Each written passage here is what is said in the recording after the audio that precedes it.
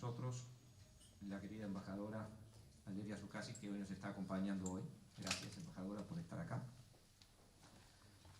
Pero nosotros, desde el sector privado, y concretamente de la Cámara Nacional de Comercios, siempre hemos dicho que el Uruguay, que el tamaño del Uruguay, nos obligaba, por su mercado, por el pequeño mercado que tiene el Uruguay, nos obligaba a negociar con el exterior. Y que muchas veces esas negociaciones se llevaban a cabo con ciertas desigualdades, vamos a decir, o desventajas. Siempre desde esta tribuna pedimos acuerdos comerciales, porque entendíamos y entendemos que ese es el camino para un mejor desarrollo de nuestra sociedad. Tener más comercio es mejor país. Tener más comercio nos permite desarrollarnos como sociedad. Todas las sociedades, a lo largo de la historia, aquellas sociedades que pudieron desarrollar el comercio, no solamente crecieron en lo económico, sino crecieron en lo cultural, en lo político, pero también en lo social, que es lo más importante. El intercambio de comercio permite intercambio de ideas, intercambio de conocimiento, intercambio de formas de ver las cosas, que sin duda repercute en un mejor desarrollo y bienestar para nuestras sociedades. Por eso, siempre, nuestra Cámara, que tiene más de 152 años de vida, ha manifestado y ha llevado como el estandarte principal de sus motivos el libre comercio.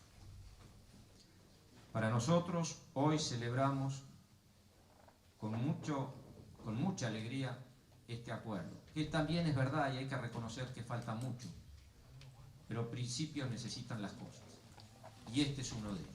Sin duda, este acuerdo nos va a posicionar y nos va a poner en un lugar que nos va a dar las condiciones necesarias para que Uruguay siga creciendo. Desde la Cámara Nacional de Comercio y Servicios queremos felicitar de forma muy especial a la embajadora y a todo su equipo, porque somos conscientes de lo que significa o lo que significó este trabajo. No ha sido fácil, en algún momento hay que dar pasos atrás, 2 pasos atrás para avanzar 3 o 4 hacia adelante. Bueno, y Uruguay lo ha hecho y ha jugado un papel muy importante en una sociedad donde no somos los más fuertes. Tenemos 2 países hermanos grandes con problemas muy serios últimamente, pero Uruguay ha podido mantenerse firme, siempre apegado a las leyes, y es lo que ha permitido que su equipo, el equipo que dirige la embajadora Zuccasi, haya llevado adelante todo como un éxito. Yo no me quiero extender más, quiero agradecerles una vez más a todos ustedes y bueno, queremos de aquí en más escuchar a la embajadora. Nuevamente, embajadora, muchas gracias por estar acá.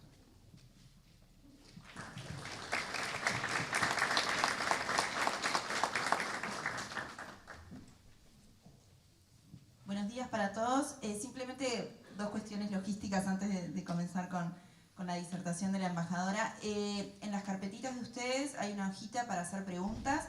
Nosotros vamos a estar con Santiago aquí en la sala, o sea, cualquier consulta que ustedes tengan, nosotros las recibimos y así después Olegini se la puede trasladar a la embajadora. Y lo mismo, hay una ficha de evaluación de la actividad. Esta actividad cuenta con el apoyo del programa Alinvest, entonces para nosotros es importante tener también la evaluación de ustedes al final de la actividad. Vamos a estar recibiendo las fichas cuando se vayan de aquí de la Cámara. Muchas gracias y los dejo. Bueno, buenos días a todos. Estamos muy agradecidos de la Cámara de Comercio por su participación y principalmente por la presencia de la embajadora. Voy a hacer una introducción mínima de su currículum para saber quién es que va a estar hablando con nosotros. Valeria Zuccasi es actualmente directora general para Asuntos de Integración y Mercosur y coordinadora nacional del Grupo Mercado Común en el Ministerio de Relaciones Exteriores del Uruguay. Se desempeñó como ministra de la misión del Uruguay ante la Unión Europea, estando a cargo de las negociaciones por las que estamos aquí, ¿no? Las negociaciones Mercosur-Unión Europea, que ya podemos hablar de acuerdo, ¿verdad? Fue subdirectora general para Asuntos de Integración y Mercosur en el Ministerio de Relaciones Exteriores. secretaria general adjunta de la Comisión Interministerial para Asuntos de Comercio Exterior, el CIACET, y consejera en la misión del Uruguay ante la Organización Mundial de Comercio, la OMC en Ginebra, en Suiza. Y por último fue electa presidenta del Comité de Agricultura de la OMC, puesto en el que fue reelecta en 3 oportunidades, ¿no? Creo que debíamos hacer una pequeña introducción tratamos de resumir el currículum lo más que pudimos para presentarla.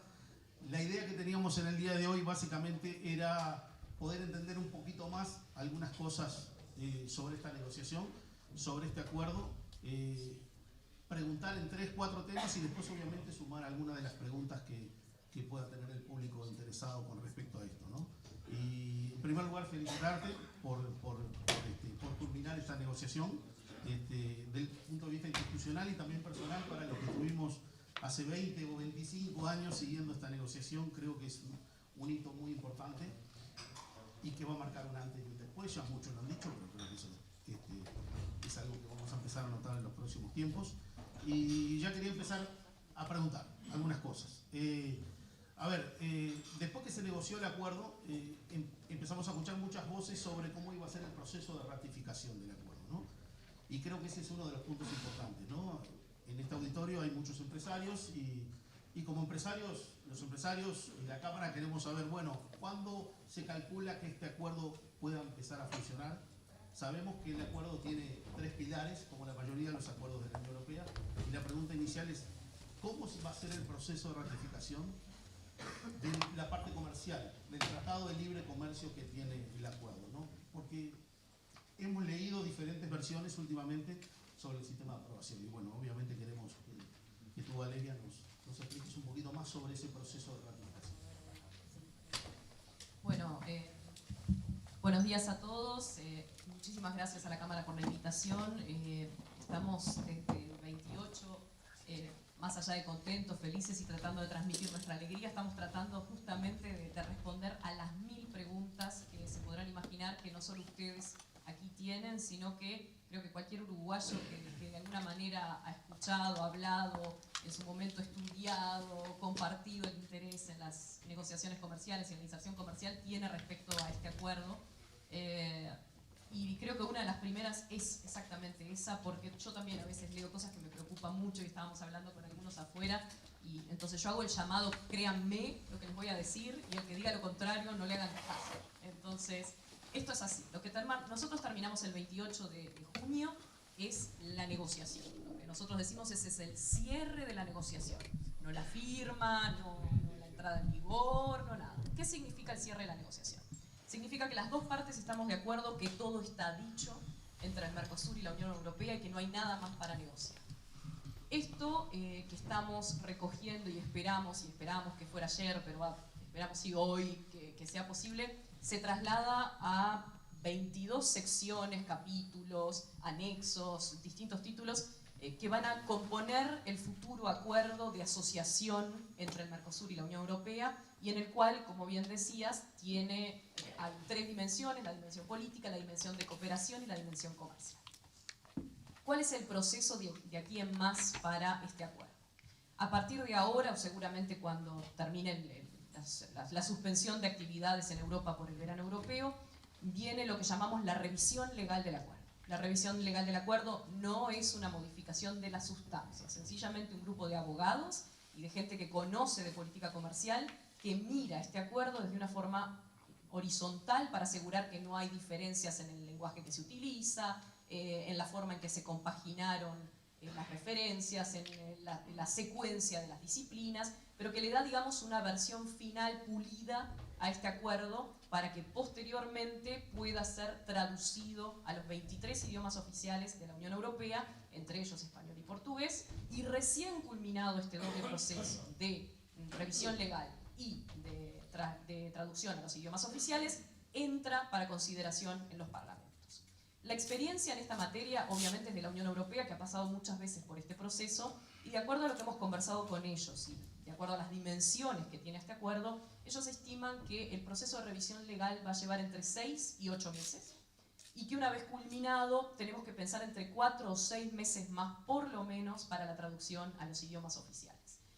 Esto nos deja en un año y poco de aquí, para adelante, luego del cual podremos, los 4 países del Mercosur, más la Unión Europea, remitir el acuerdo para la consideración de los parlamentos.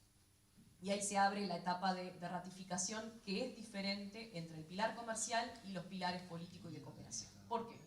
La Comisión Europea tiene competencias exclusivas en materia comercial y, por tanto, con la sola aprobación por parte del Parlamento Europeo, el acuerdo puede entrar en vigor provisoriamente para Europa. Es decir, la sección comercial de este acuerdo no tiene que pasar por los 28 parlamentos nacionales más los 4 parlamentos regionales que se suman en Europa para ser aprobado, a diferencia del pilar político de cooperación, que sí va a tener que hacer ese proceso más largo.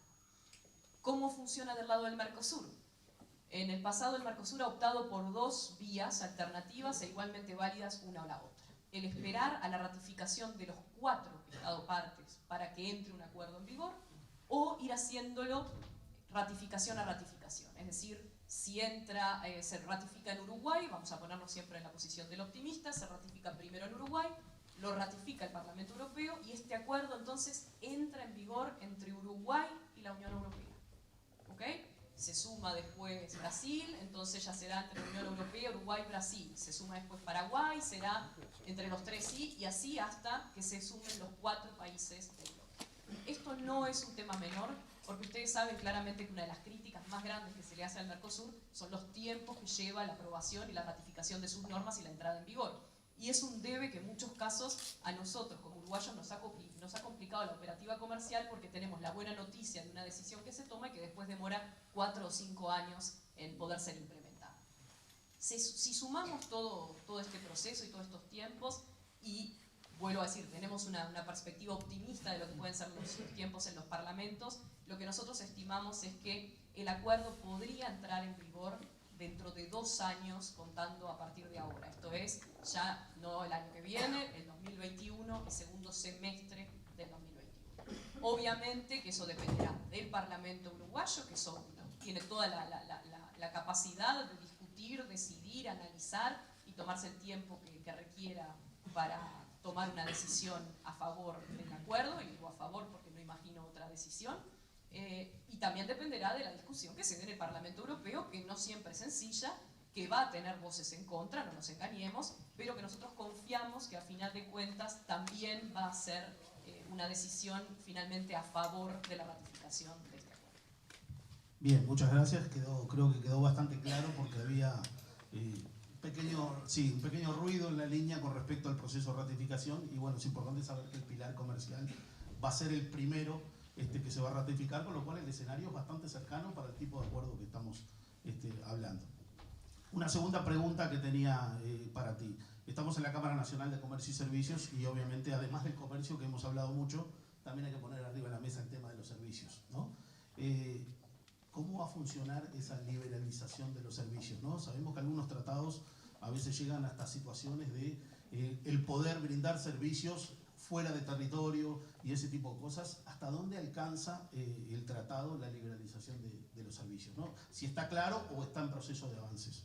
No, está absolutamente definido, como todos los demás compromisos del acuerdo ya están adoptados. En el caso de este acuerdo, es un acuerdo en donde los compromisos en materia de servicios se adoptan en base a listas positivas.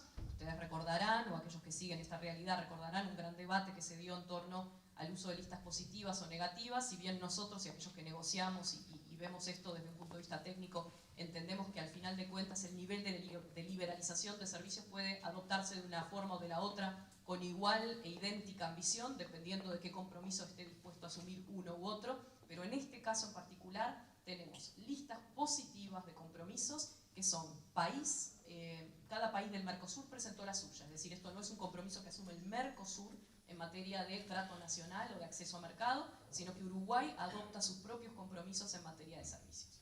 En el caso de Uruguay en particular, lo que se hace es, como se ha hecho en muchos de los acuerdos anteriores, una recopilación de las reglamentaciones existentes al día de hoy. Uruguay, ustedes saben que no es un país caracterizado por discriminar entre extranjeros y nacionales, por lo tanto tenemos mucha buena base para comprometernos a tratar de la misma manera a los prestadores de servicios europeos que a los propios. Y en materia de acceso a mercado también estamos recogiendo lo que ya hoy es posible hacer en Uruguay, que es mucho. ¿Qué significa esto? Esto significa que el gran debate de si vamos más allá de lo que permitimos hoy en materia de telecomunicaciones, no. Comprometemos lo que llamamos servicios públicos como salud, educación, no. Tenemos disposiciones que obliguen a modificar legislación existente a la fecha, no. O sea que lo que hacemos es capturar en un único instrumento las disposiciones existentes en materia de servicios en el Uruguay. En contrapartida, la Unión Europea lo que ofrece también son garantías de tratamiento nacional a los prestadores de servicios del Mercosur, es decir, a partir de la entrada en vigor de este acuerdo, un profesional que quiere ir a dar servicios de arquitectura, de ingeniería a la Unión Europea va a estar comprendido en este acuerdo y por lo tanto no va a poder ser discriminado a la hora de acceder a los beneficios o a un contrato de trabajo o a un contrato parcial de prestación de servicios en el mercado europeo, lo cual da garantías bastante mayores a las que ya tenemos hoy, que son las que rigen a través de la Organización Mundial del Comercio. Entonces también estamos viendo las oportunidades en materia de servicios, sobre todo para los sectores profesionales, como una nueva avenida para el Uruguay en particular que ha apostado a ello. Hay otros elementos de servicios que son bien interesantes. Se habló mucho en los últimos meses sobre servicios marítimos. Era una de las demandas de la Unión Europea. La Unión Europea aspiraba a poder participar en la, vamos a llamarle la pierna internacional del cabotaje Mercosur. Es decir, ellos quieren que un barco europeo que viene con carga y para en el puerto de Santos pueda dejar parte de la carga, tomar carga en Santos, traerla a Montevideo, dejarla a Montevideo, tomar carga a Montevideo y seguir para China, seguir para África, seguir para Europa mismo. Eso básicamente, y acá sí hay una modificación de legislación, eso está limitado hoy por un acuerdo de reserva de carga que, por ejemplo, en el caso de Uruguay tenemos con Brasil, tenemos con Argentina, pero que también Argentina y Brasil tienen entre ellos.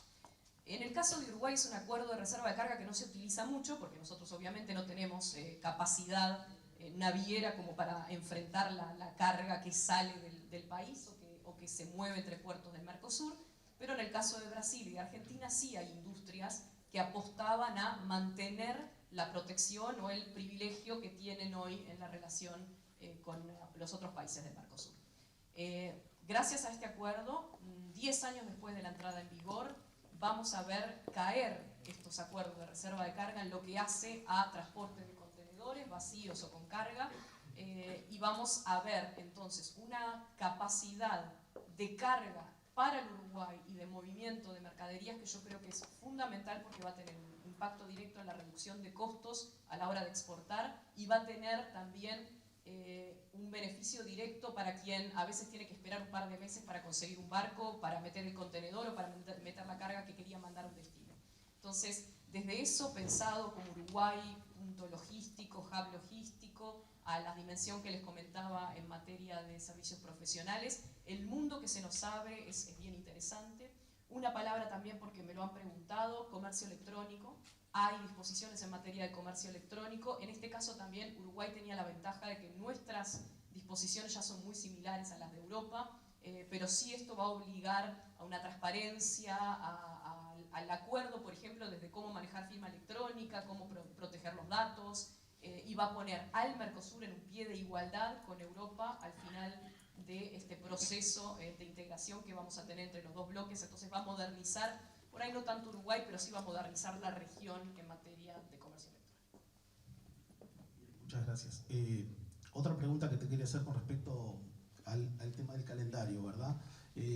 ¿Cuánto es el calendario máximo y cuándo se considera que ese universo arancelario, ese 90 y algo % de productos, termine por quedar desgrabado en arancel cero, ¿no?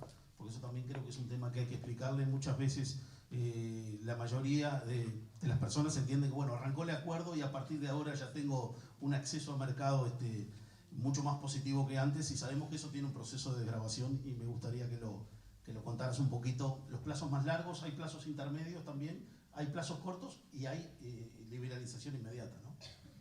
A ver, el Mercosur otorga sus concesiones a la Unión Europea en lo que llamamos canastas de desgravación inmediata, 4 años, 8 años, 10 años, 15 años. Es decir que para ver el casi 92% del comercio entre Mercosur y la Unión Europea, liberalizado, y sigo hablando desde la perspectiva del Mercosur como importador por ahora, para que lleguemos al 92% al que nos comprometimos, van a tener que pasar 15 años. ¿Cómo están ubicados los productos dentro de estas canastas? A mayor sensibilidad, obviamente mayor tiempo para la desgravación de los aranceles. Los sectores que nosotros pensamos que tienen que tener más tiempo para adaptarse a la competencia con Europa están colocados más bien entre las canastas de 8, 10 y 15 años, y otros sectores en los que entendemos que no hay mayor riesgo, y es más, estamos interesados en contar con insumos europeos, por ejemplo, están colocados en la canasta de entrada en vigor inmediata. Hay una relación con el arancel externo común y con los aranceles aplicados, pero no es exactamente idéntica. Pero sí les diría, un producto que hoy tiene un arancel cero aplicado está en la canasta de entrada en vigor inmediata. Eso si lo están viendo como importadores. Si lo están viendo como exportadores, la Unión Europea, y esto es un ejemplo claro de que esta negociación sí consideró las asimetrías entre los dos bloques, la Unión Europea va a desgravar el 99.7% del comercio. Acuérdense que dije Mercosur 92%, la Unión Europea 99.7%, primer elemento de asimetría, y lo va a hacer en canastas de entrada en vigor inmediata, 4 años, 7 años, 10 años. ¿Cuál falta? La de 15 años. Es decir, mientras que el Mercosur tiene la posibilidad para sectores en donde se determinó una sensibilidad de tener 15 años para adaptarse a la apertura, la Unión Europea solamente va a tener 10 años para hacerlo. Obviamente también en el caso de la Unión Europea depende de la sensibilidad del producto, dónde queda. Pero si queremos ejemplos concretos para el Uruguay, en la canasta de entrada en vigor inmediata, es decir, aquellos aranceles que se eliminan el día que este acuerdo entra en vigor, están los cueros, está la lana, está la pesca, la merluza, por ejemplo, que son sectores que ustedes saben que hasta 2014 algunos de ellos tenían beneficios a través del sistema generalizado de preferencia, los perdieron, algunos los sintieron enormemente. Bueno, esos productos ya no es que se van a poner al día con la situación pre-2014, sino que directamente se van a cero. Otros productos que pueden ser de interés nuestros, que van a eliminar el arancel, como los cítricos, van a tener que esperar 10 años. Entonces, si ustedes, y lo digo ahora porque es el buen momento, cada uno de ustedes que tenga una duda en particular de un producto, más allá de que me la pueden hacer ahora, y algunos por lo menos de memoria los puedo decir, también estamos a disposición para ir respondiendo producto a producto hasta que tengamos la posibilidad de publicar todas estas listas para que cada uno de ustedes haga su propio análisis. Comentario aparte, esto es en lo que refiere a la liberalización completa de aranceles, pero también tenemos también el universo de las cuotas, que es bien diferente. Esto es, para algunos productos del Mercosur y de la Unión Europea, por la sensibilidad, no vamos a ver, ni siquiera pasados 10 o 15 años, liberalización completa de los aranceles, sino que vamos a tener una cuota que va a asegurar un volumen de importación de una o de la otra parte, en algunos casos libre de arancel dentro de la cuota, en otros casos con un arancel residual dentro de esa cuota, y que va a permitir de todas formas un acceso al mercado europeo para carne, arroz, miel, los principales de interés del Uruguay, pero también algunos productos de mucho interés para nuestros vecinos, como azúcar, etanol, carne aviar. Entonces, la diferencia, para que ustedes vean, es inmensa. Obviamente que estamos hablando, en el caso europeo, de la práctica totalidad del universo arancelario y todos los productos. Lo que queda excluido es lo que excluyó el Mercosur en espejo, por ejemplo, en el sector lácteo, y poca cosa más. Mientras que del lado del Mercosur hay bastantes más exclusiones, productos que igual pasados 10, 15 años no van a tener ni eliminación del arancel ni una cuota de acceso al mercado del Mercosur. Bien, otra pregunta que te quería hacer está relacionada con el tema de la propiedad intelectual en general, y apuntando básicamente a ese sistema que tiene Europa de ser muy restrictiva en el tema de las denominaciones de origen, la indicación geográfica, la especialidad, o sea, la forma que se produce también logra registra algunas fórmulas, registra también el origen de esas mercaderías, y se habló mucho sobre el impacto de eso en productos como quesos, vinos y algunos nombres que nosotros obviamente estamos utilizando y que si tuviéramos esa normativa no se podrían utilizar, ¿no? como algunos tipos de quesos y algunos tipos de vinos principalmente. Por lo menos por lo que se escuchó últimamente se habló de que eso no iba a afectar a quienes ya lo estuvieran utilizando. Quería confirmar contigo si el proceso es así, y bueno, y si no, que nos cuentes un poquito cómo va a funcionar todo el tema de las indicaciones geográficas, especialización. Bien, en términos de propiedad intelectual en general, el capítulo tiene disposiciones en materia de derechos de autor, de diseños, marcas, disposiciones de cómo controlar los abusos y las falsificaciones, y tiene además esta sección de indicaciones geográficas. Punto número 1, un mensaje que estamos tratando de pasar muy firme, es que Uruguay, a raíz de este acuerdo, no va a tener que modificar en nada sus disposiciones en materia de propiedad intelectual puramente, es decir, derechos de autor, diseños, marcas, patentes, datos de prueba, nada de lo dispuesto actualmente por la legislación nacional tiene que modificarse. Tampoco Uruguay va a tener que adherir a acuerdos de los que hoy no es parte. Estoy pensando en el PCT y muchas discusiones que se han dado en el pasado sobre eso. El acuerdo lo que hace es alentar a las partes a hacer lo mejor posible para que en un futuro se vuelvan parte de estos acuerdos. Pero no hay obligación. O sea que en materia de propiedad intelectual, nosotros esto lo estamos viendo como un enorme triunfo. Es algo que la Unión Europea no tiene prácticamente ningún acuerdo comercial, mucho menos con países de la relevancia de los del Mercosur. Y esto, créanme, costó mucho. Tuvo que ser obviamente compensado con alguna otra concesión, pero afortunadamente teníamos a alguien grande que pagó por esa concesión, no fuimos nosotros. Y esto es un argumento para quienes creen que es más fácil ir a negociar solos que ir a negociar con Brasil y Argentina acompañando. Indicaciones geográficas. La situación es completamente distinta dependiendo del producto, y esta es otra que hay que hablar con calma, porque yo no quiero malos entendidos de que esto es generalizado. El Mercosur reconoce 353, 355, dependiendo cómo interpretemos algunos nombres que están en más de un idioma, indicaciones geográficas europeas. Yo les diría que 310 de esas son nombres que jamás en la vida escuchamos y nunca en la vida vamos a escuchar, están escritas en idiomas que no entendemos y no afectan en lo más mínimo a la producción del Uruguay o del Mercosur. Después hay un universo un poco más complejo que engloba justamente quesos, engloba vinos, variedades y nombres que, porque están bien escritos o en español o en italiano o en francés, coinciden con marcas que están registradas en el Uruguay. Entonces las situaciones son diferentes. Punto 1. Si uno hoy tiene una marca registrada en el Uruguay y esa marca coincide en su nombre con una indicación geográfica protegida con este acuerdo, no pasa nada. La marca sigue existiendo, no se ve afectada y uno no tiene que dejar de usarla. Punto 2. Variedades. Si uno, por ejemplo, es un productor de charolais, el charolais raza bovina está protegida como indicación geográfica porque viene de la región de Charolles, en Francia. Eso no significa que Uruguay no pueda seguir produciendo, vendiendo, exportando charolais. Se reconoce que es una variedad y por lo tanto se puede seguir utilizando sin ningún problema. Tercera situación. Nombres concretos de quesos y vinos que nosotros vemos comúnmente o estamos acostumbrados a utilizar genéricamente.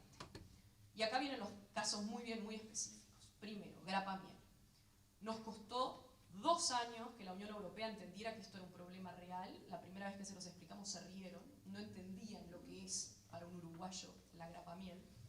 Y ellos decían que grapa miel llevaba confusión, porque obviamente cualquiera que tome grapa miel piensa que está tomando grapa italiana. Bueno, años, datos, argumentos y varias botellas después, entendieron que es un producto diferente. Y hoy por hoy eso significa que quienes usaban el término grapamiel con una P, grapamiel con 2 P, pero siempre escrito de corrido, lo van a poder seguir usando. ¿Por qué insisto en eso? Porque tenemos marcas registradas, no van a tener ningún problema. Vesubio no tiene ni siquiera que preocuparse porque está registrada en la Dirección Nacional de Propiedad Industrial, pero sí hay marcas nuevas que están apareciendo en el mercado que no se han registrado, no han completado su proceso, y sin embargo, gracias a las disposiciones o a la excepción prevista en este acuerdo, van a poder seguir produciendo, vendiendo en el mercado local y obviamente que exportando. Quesos. Parmigiano Reggiano. toda una discusión también para que entendieran que el parmesano es la 3/4 parte de los quesos de pasta dura en Uruguay, no solo los que se consumen, sino los que se exportan. Bueno, finalmente, parmesano y rellenito se van a poder seguir usando si uno los usaba hasta este momento. Lo mismo para gruyère, lo mismo para gruyerito, gruyère escrito con la E al final, sin la E al final. Lo mismo para manchego, en caso de manchego con producción de leche de vaca, que no es el mismo manchego de España. Lo mismo para fontina. Todo eso queda incambiado. La pregunta que hacen muchos es, bueno, ¿qué pasa si a futuro un nuevo productor quiere empezar a producir? Hay algunas alternativas como comprar una marca que esté registrada. Hay veces que las marcas las tiene un individual, una persona y no una empresa. Entonces va a haber que ver un poco cómo trabajar ese tema, y obviamente que en muchos casos estos quesos se producen también con otros nombres, y eso lo sabemos un poco todos, y son nombres que no quedan afectados. Después hay otra serie de quesos que reconocemos que no son de producción muy significativa en el Uruguay, que tienen muchas veces que ver con algunas producciones artesanales en Colonia Suiza, quesos que se venden más, digamos, en una feria y no tanto en un supermercado, una gran superficie, y no se exportan. Y en ese caso, reblochon, feta, estoy pensando cuáles más, ¿no? Pero hay unos cuantos más que esos Uruguay va a tener 7 años a partir de la entrada en vigor para dejar de usarlos. Es decir, ahí sí hay un reconocimiento de que el nombre refiere a una indicación europea y una decisión de desimplementar el uso de ese nombre, en donde también va a haber cooperación para transformar el nombre en otra cosa. San Marcelán, por ejemplo. Encontramos un productor de San Marcelán en Uruguay, pero es un queso que seguramente, si les hago levantar la mano, pocos entre ustedes hayan alguna vez visto un San Marcelán uruguayo. Entonces, hay distintos niveles ahí. Otro tema que es importante, esto no afecta a la exportación a países que no tienen acuerdos con la Unión Europea. Es decir, Uruguay todavía le va a poder vender a Estados Unidos o a Rusia parmigiano reggiano, por más que le hayamos reconocido en este acuerdo a la Unión Europea ese nombre. ¿Por qué? Porque la protección es territorial y la excepción es territorial. Es decir, a lo que uno se compromete es a no producir para el mercado local o no venderle a un mercado que sí tenga un acuerdo de protección con la Unión Europea. Así que ahí también, para aquellos que piensan en mercados muy importantes como el de Estados Unidos y Rusia, hay una protección extra y hay una capacidad de seguir haciendo lo que hacíamos hasta el día de hoy. Bien, seguimos con las preguntitas. A ver, en los diferentes acuerdos que la Unión Europea ha firmado, cuando uno mira, por ejemplo, el de la Unión Europea y Chile, y mira que son 200 y algo de páginas, se encuentra que 40, 50 páginas de ese tratado es el capítulo de cooperación, ¿no? Mi pregunta va, bueno, al lado tuyo tenemos un programa de la Unión Europea, ¿verdad?, con la Cámara de Comercio. Yo creo que para los países pequeños como para el Uruguay, la cooperación es un factor importante. Quizás en tamaños como Brasil y Argentina se diluya, pero para Uruguay es muy importante, una cooperación que ya tenemos de antes, ¿verdad? Y la pregunta es, si pudimos avanzar en eso, si pudimos aumentar los montos y las capacidades de llegar a más gente, pensando en el proceso de reconversión, por ejemplo, que van a tener que tener muchas pymes, ¿no? Sabemos que este acuerdo tiene un desafío importante, obviamente que tiene muchas oportunidades, pero también hay que mejorar mucho, con lo cual, ¿cómo se ha podido, y si se ha podido negociar, y si se han podido conseguir fondos para tratar de aumentar ese capítulo de cooperación y que podamos tener una mayor asistencia técnica para este proceso de reconversión que viene ahora, ¿no? El capítulo de cooperación también está cerrado. Obviamente que cuando este capítulo se negociaba, les diría que hasta 2014 era una realidad, porque Uruguay era beneficiario de la cooperación europea, y ustedes saben que no solo perdimos el SGP, el Sistema Generalizado de Preferencias, en 2014, sino que perdimos la posibilidad de ser receptores de cooperación de programas país, y solamente hoy podemos recuperar al Invest y otros que son regionales y que son temáticos. Esa situación que se da para Uruguay, pero que también afecta a Argentina y va a terminar afectando a Brasil y a Paraguay, nos cambió la realidad. El tipo de capítulo de cooperación que se negoció es completamente distinto al capítulo de cooperación que se negociaba cuando los 4 países éramos receptores de cooperación europea pura y dura, sin excepciones. Estos capítulos no tienen en sí montos asociados. La Unión Europea lo que hace es cada 7 años establecer un programa de cooperación a través del cual se determinan los programas que se van a ofrecer, los países beneficiarios y los montos que van a tener cada uno. Y eso no es un tema menor, porque el haber cerrado este año a nosotros nos da la chance que, como la Unión Europea está en pleno debate sobre el plan multianual que va a empezar a regir a partir del 2021, vamos a tener la chance de que en ese programa de cooperación europeo haya una línea especial para Mercosur y que esté dedicada justamente a la adaptación a las condiciones y las obligaciones que van a derivar de este acuerdo. Es decir, lo que hacemos nosotros es establecer un marco dentro de las disposiciones de cooperación y a partir de ahora empezamos a trabajar con la Unión Europea para encontrar en el próximo programa multianual, que cubre 7 años a futuro, una vez decidido, que en el próximo programa exista, como existe para otros acuerdos comerciales, una línea de crédito, vamos a llamarle, para cooperación Mercosur-Unión Europea, que va a estar directamente asociada con la implementación de este acuerdo y el impacto que pueda tener especialmente en sectores como pymes o mipymes. Hay además de eso un capítulo específico dentro de la sección comercial para la adaptación y la inserción de las pymes en el mercado internacional y para asegurar que las pymes pueden beneficiarse de los resultados de este acuerdo, que pone toda la capacidad que tiene la Unión Europea en esta materia a disposición de las agencias encargadas de la inserción de pymes en nuestros países, y eso va a estar disponible a partir de la entrada en vigor del acuerdo, va a ser rápidamente. Entonces también ahí va a haber una oportunidad directamente enfocada en pymes. Muchas gracias. Bueno, les pedimos al público que también generara alguna pregunta. Nos quedan algunos minutitos y tengo algunas preguntas aquí escritas que te quería sumar.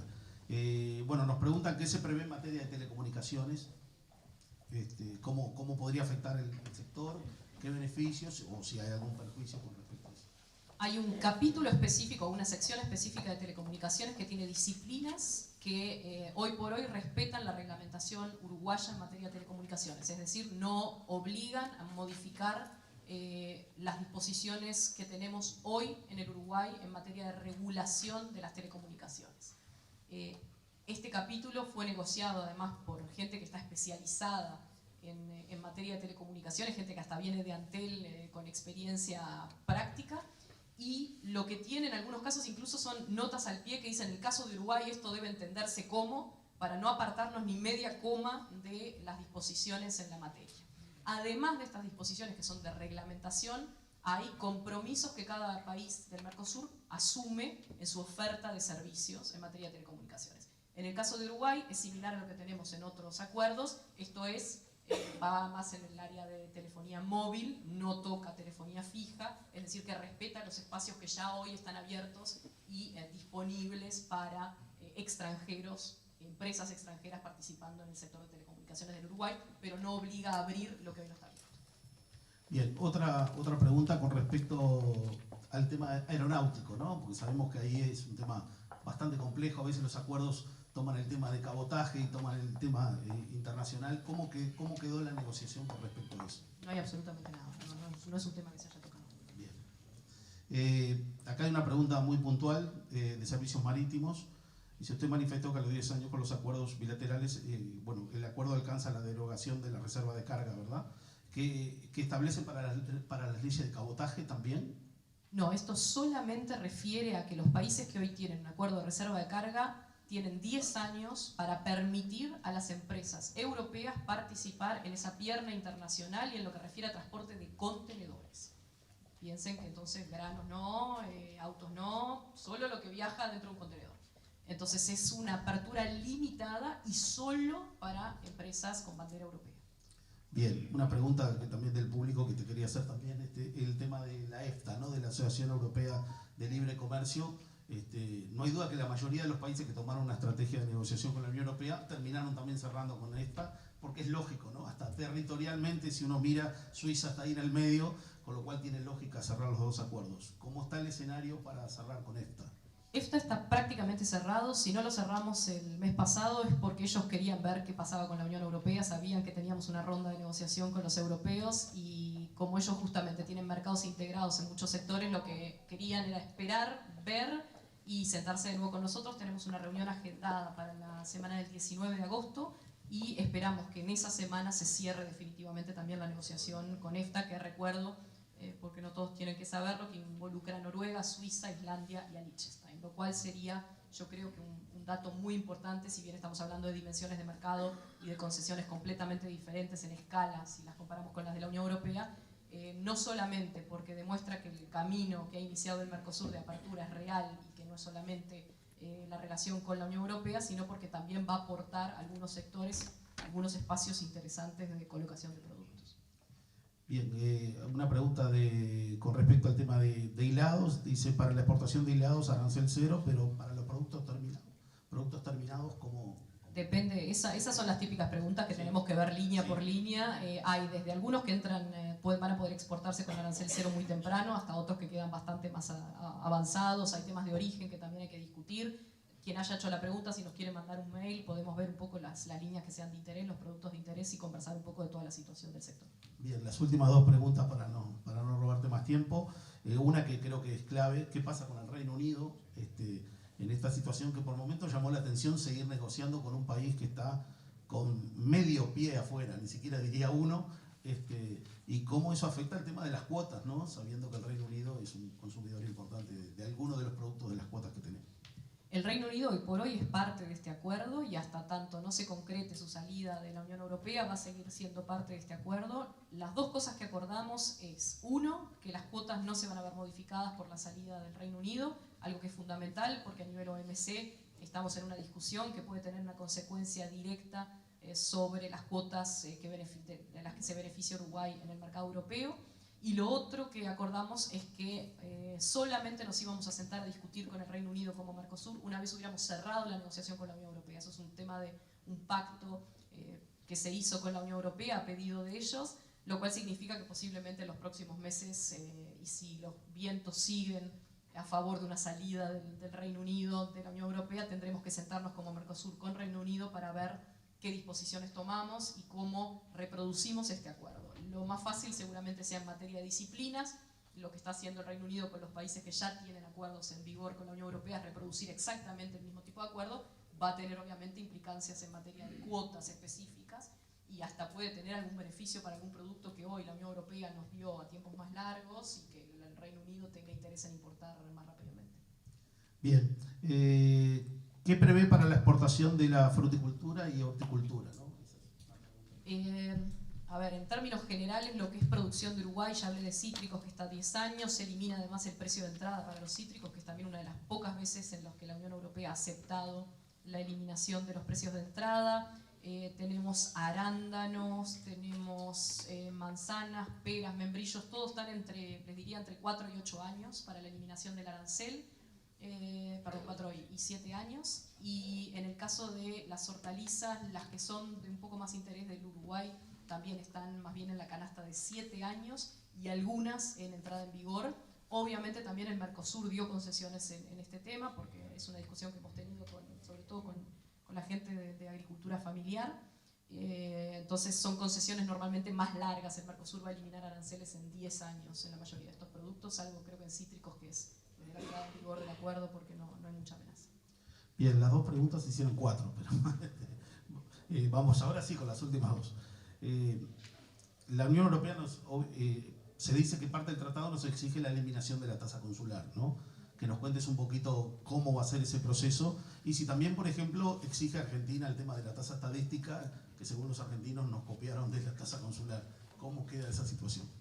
La Unión Europea no exigió. Uruguay puso sobre la mesa la eliminación de la tasa consular y eso es importante porque a veces la gente es mala y le gusta hacer como que no, perdimos, qué horrible. No, Uruguay lo puso sobre la mesa, fue un pedido de una discusión y Uruguay sí lo puso sobre la mesa y tuvo beneficios a cambio de haber puesto la eliminación de la tasa consular sobre la mesa.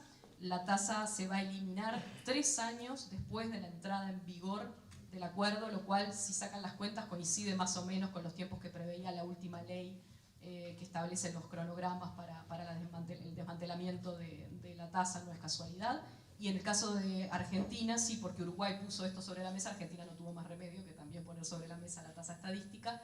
Si bien la tasa estadística argentina parece tener un futuro un poco más cercano en el tiempo para su eliminación, sabemos todos que a veces cuando se instalan este tipo de medidas es muy difícil desmantelarlas rápidamente, así que también la tasa estadística argentina se eliminaría en 3 años después de la entrada en vigor del acuerdo.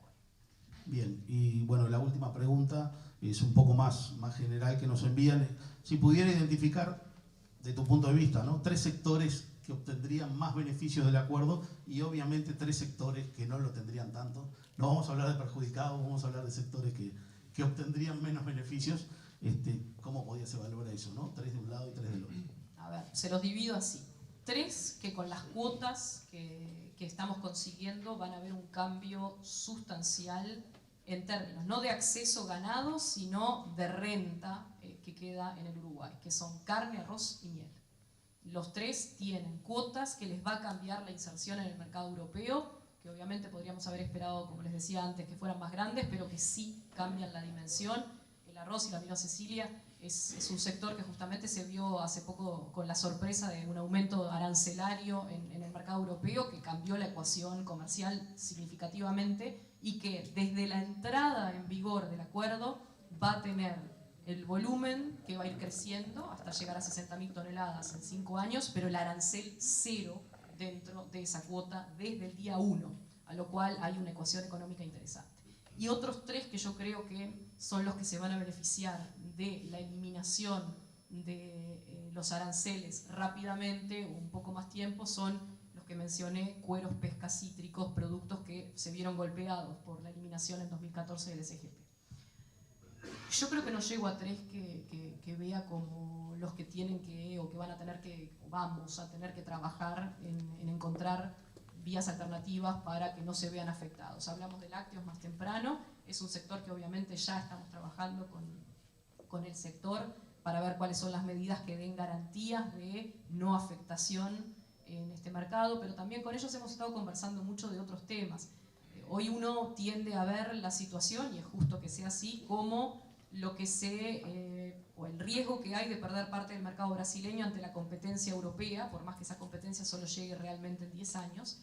Y hoy ustedes saben que Brasil para los lácteos uruguayos es esencial. No lo era tanto hace unos años, pero hoy es fundamental y para algunas empresas es, yo les diría, vital. ¿Qué pasa? Nosotros también estamos negociando otros acuerdos ahora. Y entre esos acuerdos que estamos negociando hay algunos con Asia, como el acuerdo con Corea del Sur. Si nosotros logramos que para cuando entre en vigor este acuerdo también tengamos en vigor el acuerdo Mercosur-Corea del Sur, la ecuación cambia también, porque esto da alternativas a quien hoy teme por el principal mercado y por la competencia en ese principal mercado de tener otras salidas para su producción que son bien interesantes y que ustedes saben que Uruguay aprovechaba hasta hace unos años cuando perdió en la competencia con Estados Unidos. Entonces, hasta en ese caso yo creo que estamos trabajando bien en asegurar que tenemos las herramientas que da el acuerdo para prevenir una inundación de productos europeos, pero además también para dar oportunidades a ese sector, que también es un sector que quiere exportar, ¿no? No es un sector que sea proteccionista per se, es un sector que le teme a los lácteos subsidiados europeos, pero que también quiere oportunidades para poder venderle al mundo. Otro que se ha hablado un poco y que pueden haber escuchado es el de los vinos, y este está entre medio de 2 realidades. Hay quienes están festejando enormemente porque la Unión Europea va a eliminar en 8 años los aranceles para los vinos embotellados, botellas de menos de 2 litros. Quedó excluido lo que sea superior a 5 litros, quedó excluido el mosto en todo el acuerdo. Pero sí hay sectores y hay bodegas en Uruguay que están extremadamente felices de la posibilidad de poder exportar en mejores condiciones a la Unión Europea. Hay otros que también tienen un cierto temor del impacto que pueda tener esto en el mercado brasileño nuevamente, porque también el Mercosur va a eliminar los aranceles al vino en 8 años. Ese es otro sector con el que estamos conversando ya. El INAVI ha participado y ha contribuido enormemente en este proceso de discusión con la Unión Europea. Estamos monitoreando muy de cerca la situación y vamos a trabajar con ellos para encontrar soluciones si alguien detectara eventuales problemas. Bueno, muchas gracias. Y una última pregunta. ¿Cómo contactar para sacar ese tipo de dudas? ¿Cuál es el punto de contacto? Muy bien. La dirección de email es mercosur@mwe.gvlarga.uy. Esa es lo llamo desde hace unos días el 0800. Les diría que si nos mandan alguna consulta específica, en 24 horas les respondemos. Y si en algún momento alguno de ustedes, si representan alguna cámara, algún sector, alguna gremial, quieren acercarse a nosotros para hablar más específicamente de la situación de algún sector, con todo gusto lo hacemos. Es en serio que nosotros queremos que esto tenga la mayor difusión y que todo el mundo entienda qué es lo que cerramos.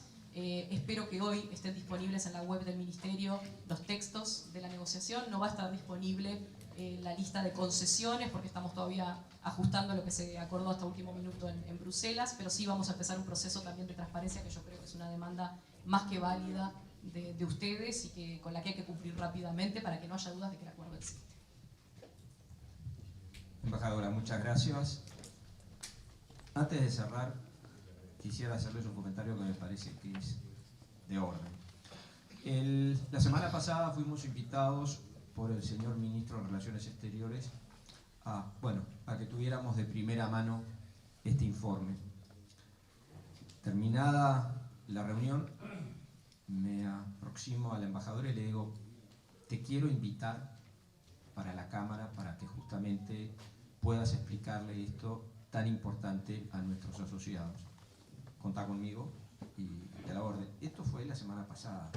El viernes, a través de la Cámara, nos pusimos en contacto, dijo que sí de entrada, y bueno, eso es muy digno de destacar, la predisposición para justamente poder aclarar todos estos puntos que son muy importantes para nosotros.